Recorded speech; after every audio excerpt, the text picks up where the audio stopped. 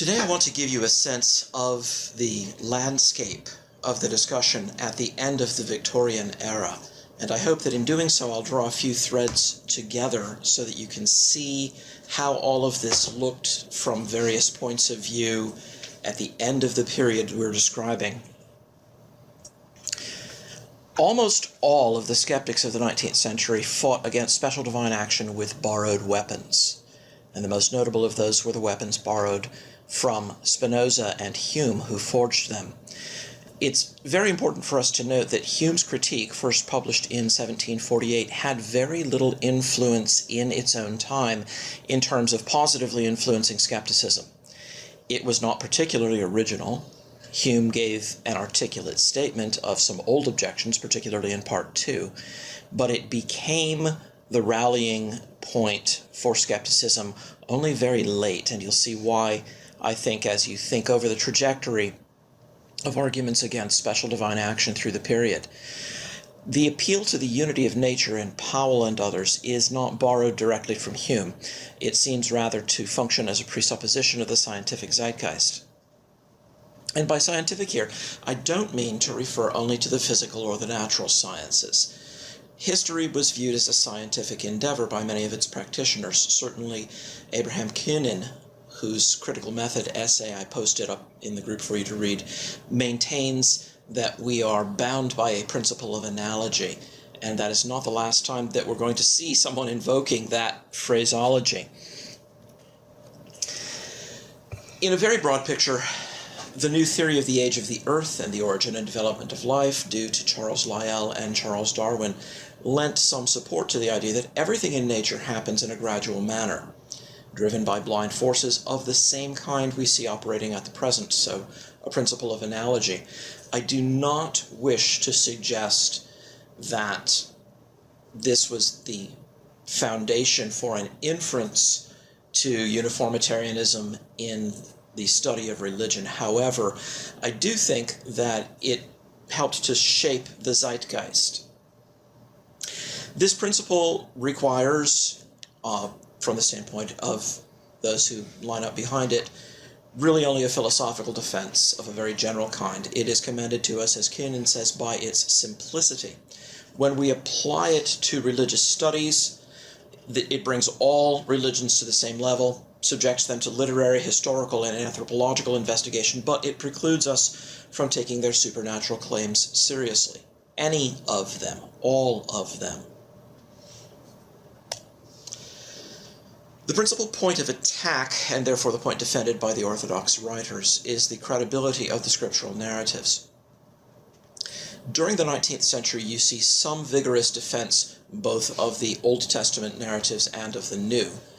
But there was also a move in some circles to make a distinction between those. So Norton and Palfrey and Charles Gore made large concessions regarding the Old Testament. They accepted the Graf-Wellhausen developmental hypothesis, some of Colenso's criticisms for the later writers like Gore, but they were scandalized by the attacks on the Gospels. It's worth noting that their opponents generally set the evidential bar quite high for historical narratives, and they justified that because of the inclusion of miracles in the narratives. So high, in fact, that no historical evidence could even possibly make the reported miracles credible.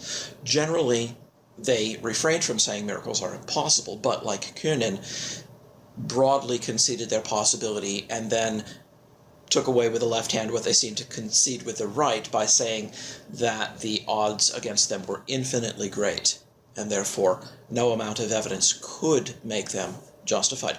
But you remember that a similar move that Hume made in part 1 of his famous essay did not prevent him from going on to attack the evidence in particular. And so, in this respect, following Hume's example, many of the writers later in the 19th century did attack specifics of the gospel narratives. And that brings me to one of the more colorful characters from the late Victorian era, Thomas Henry Huxley, an eminent British biologist, probably the greatest comparative anatomist of his time. Became famous for defending Darwin's theory of common descent. There was a remarkable debate that happened in 1860 between Huxley and Samuel Wilberforce, in which Wilberforce invited Huxley to tell the audience whether he was descended from monkeys on his mother's or his father's side, and Huxley issued a blistering rebuke that won him the debate, at least in the eyes of the audience. Huxley was not an atheist. He coined the term agnosticism to describe his own religious beliefs, and agnosticism in Huxley's hands was not merely a personal confession of his inability to determine on the basis of the evidence available to him, but also pretty broadly a criticism of anyone who pretended to have knowledge on either side of the issue of the existence of God, a position that we still find ably advanced today by people like Graham Oppy, who, for example, when asked whether God exists, just throws up his hands and says, "Who knows?"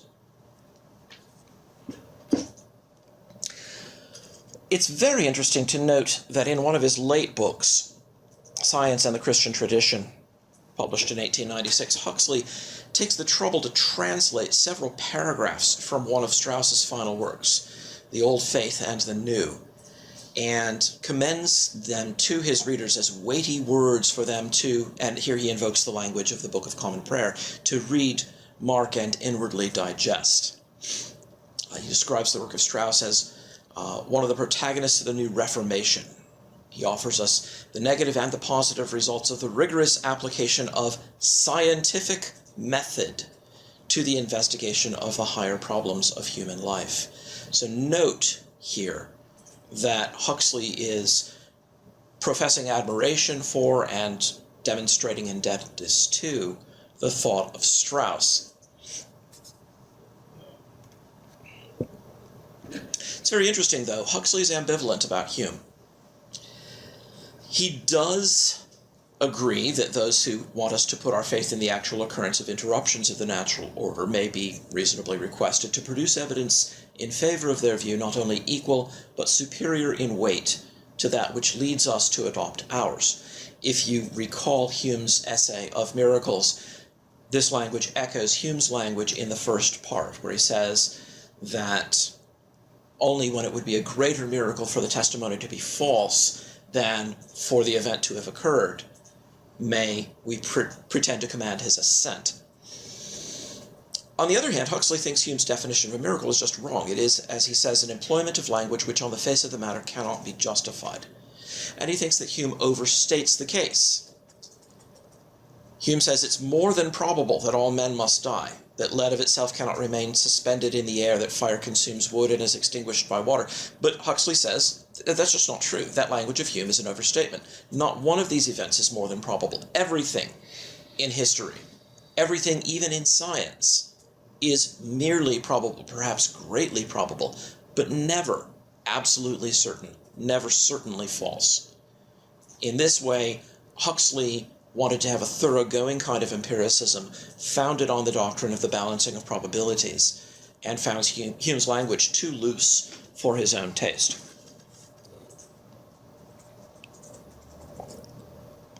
Huxley was a fine writer, one of those rhetoricians whose ability is employed to the full. He's not a blistering rhetorician in the manner of Voltaire. He's more genteel, perhaps a bit more in the manner of Gibbon, but he's not above tweaking his opponents when he thinks he's caught them in a blunder. There's a very famous engagement between him and Gladstone, published in the 19th century, which was a journal of the time in the year 1890, over the story of the Gadarene swine found in the Gospels. All three synoptic Gospels contain accounts of this. Huxley fastens on the location of Gadara. He says, we know where this was. It lies at a considerable distance from the Sea of Galilee, and the pigs would have had to run some 6 or 7 miles in order to plunge down the steep place into the sea, which he thinks is sufficiently silly to call for a certain amount of levity. And he actually says, I venture to point out that training in the use of the weapons of precision of science may have its value in historical studies, if only in preventing the occurrence of droll blunders in geography. it was very difficult for anyone to get the better of Huxley rhetorically. But it is a curious point that while he was engaging in battles in the pages of the 19th century, William Sanday, a New Testament scholar, was making a careful study of the geography of Palestine. In his book Sacred Sites of the Gospels, published in 1903, Sanday points out that from a textual perspective, the best text of Mark 5 doesn't have Gadarenes, but rather Gerasenes. And several text families concur in this. Similarly, in Luke chapter 8, this seems to be the best reading. And if you'll note the map at the right-hand side, the small body of water just about in the center of the landmass is the Sea of Galilee. And to the right of it, there's a place marked as Kursi. That's its modern name. But Kersa, or Gersa, the two are equivalent in Aramaic, would have been the name of this place in old times. Down further south of the sea, you can see the city of Gadara, and that's the place that gives Huxley so much fun in talking about the swine running up to drop into the sea. Moreover, if we look at modern-day Kursi, we can see that there's actually a steep hillside running directly down into the Sea of Galilee. It is now fairly widely acknowledged that this is the proper reading of the text, and this is the probable location for the setting of that particular story. Huxley's remarks about droll blunders in geography may come back to haunt him a bit here.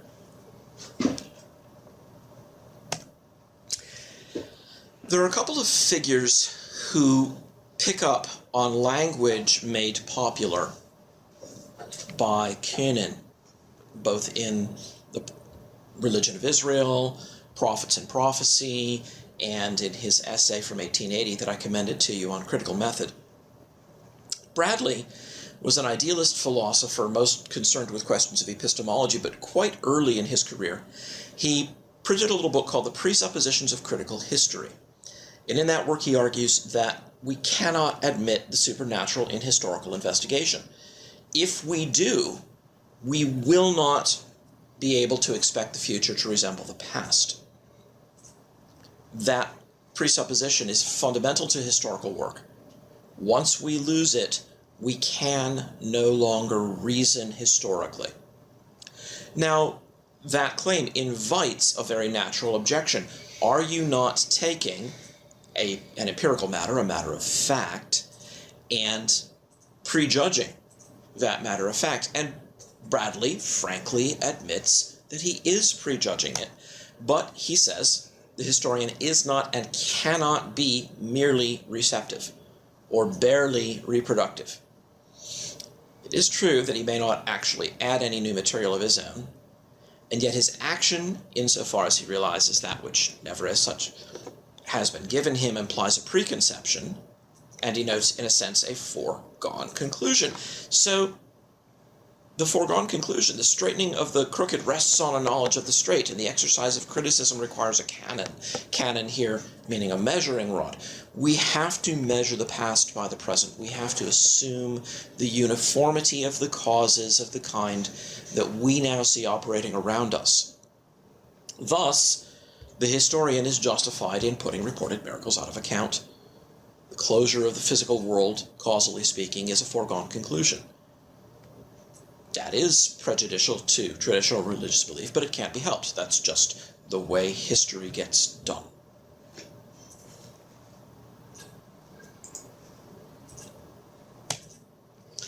Another person who made this popular is the German theologian and philosopher of religion, Ernst Trilch. He has an essay, which has recently been translated. I'm giving you here the English version of the title, on the historical and dogmatic methods in theology.